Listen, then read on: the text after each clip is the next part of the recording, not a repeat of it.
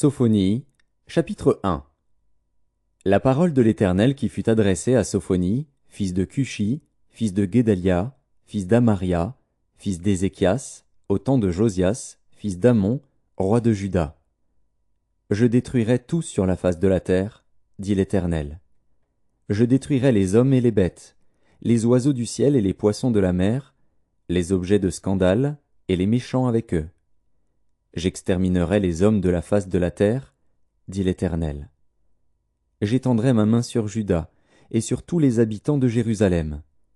J'exterminerai de ce lieu les restes de Baal, le nom de ses ministres et les prêtres avec eux, ceux qui se prosternent sur les toits devant l'armée des cieux, ceux qui se prosternent en jurant par l'Éternel et en jurant par leur roi, ceux qui se sont détournés de l'Éternel, et ceux qui ne cherchent pas l'Éternel, qui ne le consultent pas.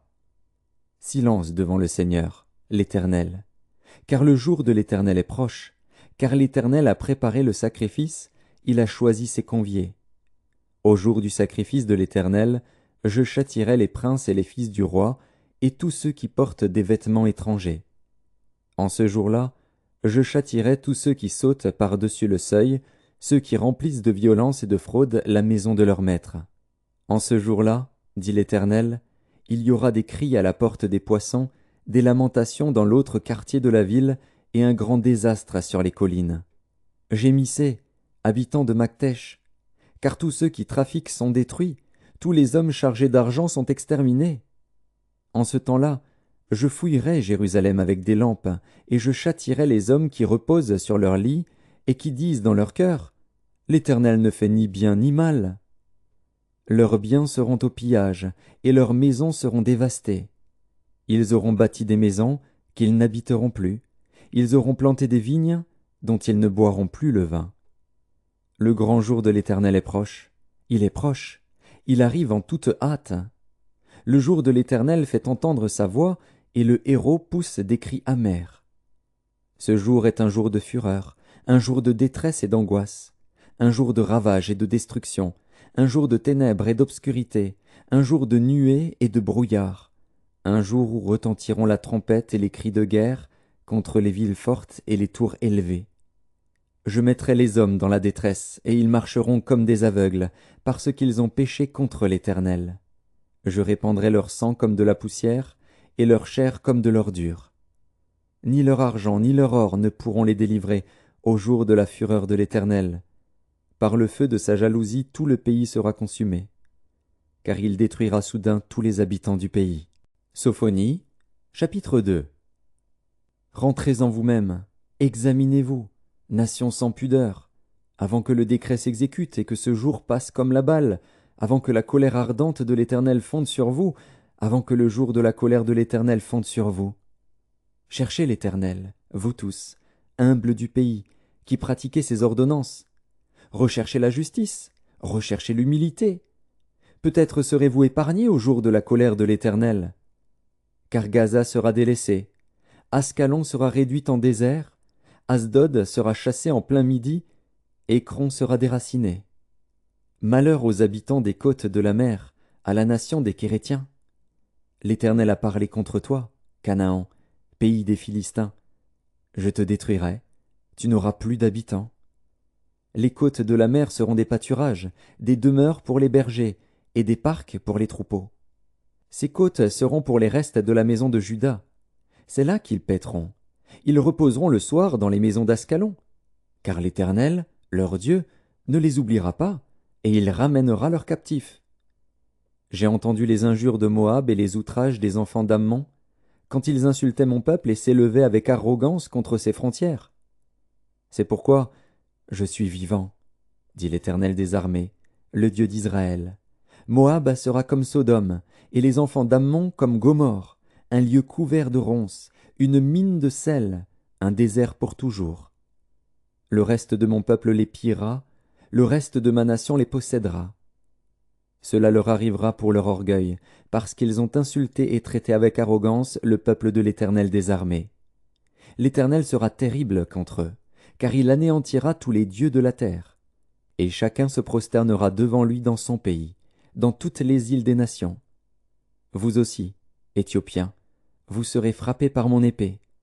Il étendra sa main sur le septentrion, il détruira la Syrie, et il fera de Ninive une solitude, une terre aride comme le désert. Des troupeaux se coucheront au milieu d'elle, des animaux de toute espèce. Le pélican et le hérisson habiteront parmi les chapiteaux de ses colonnes. Des cris retentiront aux fenêtres. La dévastation sera sur le seuil, car les lambris de cèdre seront arrachés. Voilà donc cette ville joyeuse, qui s'assied avec assurance, et qui dit en son cœur, « Moi, et rien que moi. » Et quoi? Elle est en ruine, c'est un repaire pour les bêtes. Tous ceux qui passeront près d'elle siffleront et agiteront la main. Sophonie, chapitre 3.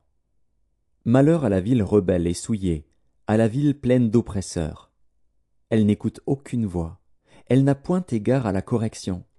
Elle ne se confie pas en l'Éternel, elle ne s'approche pas de son Dieu.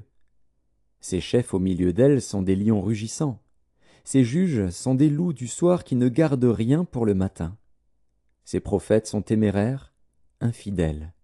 Ses sacrificateurs profanent les choses saintes, violent la loi. L'Éternel est juste au milieu d'elle, il ne commet point d'iniquité.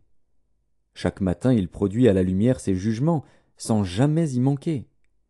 Mais celui qui est inique ne connaît pas la honte. J'ai exterminé des nations, leurs tours sont détruites. J'ai dévasté leurs rues, plus de passants. Leurs villes sont ravagées, plus d'hommes, plus d'habitants.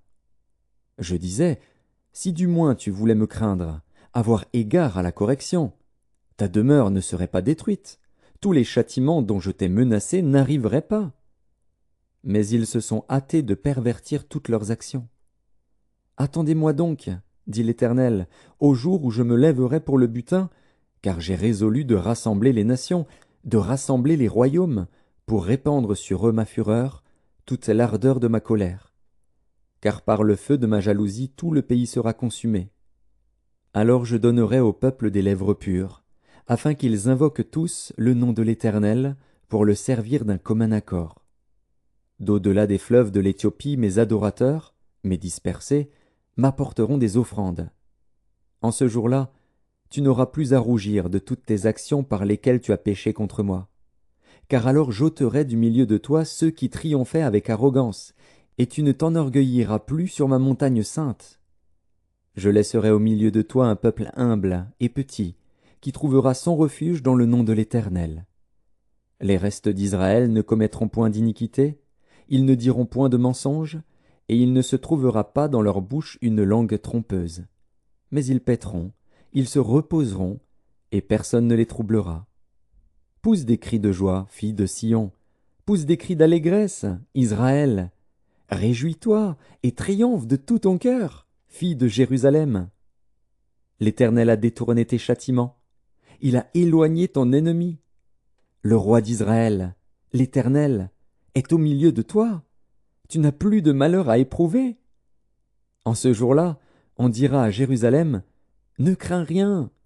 Sion, que tes mains ne s'affaiblissent pas. » L'Éternel, ton Dieu, est au milieu de toi, comme un héros qui sauve. Il fera de toi sa plus grande joie. Il gardera le silence dans son amour. Il aura pour toi des transports d'allégresse. Je rassemblerai ceux qui sont dans la tristesse, loin des fêtes solennelles, ceux qui sont sortis de ton sein. L'opprobre pèse sur eux. Voici, en ce temps-là, j'agirai contre tous tes oppresseurs. Je délivrerai les boiteux et je recueillerai ceux qui ont été chassés. Je ferai d'eux un sujet de louange et de gloire dans tous les pays où ils sont en opprobre. En ce temps-là, je vous ramènerai. En ce temps-là, je vous rassemblerai. Car je ferai de vous un sujet de gloire et de louange parmi tous les peuples de la terre, quand je ramènerai vos captifs sous vos yeux, dit l'Éternel.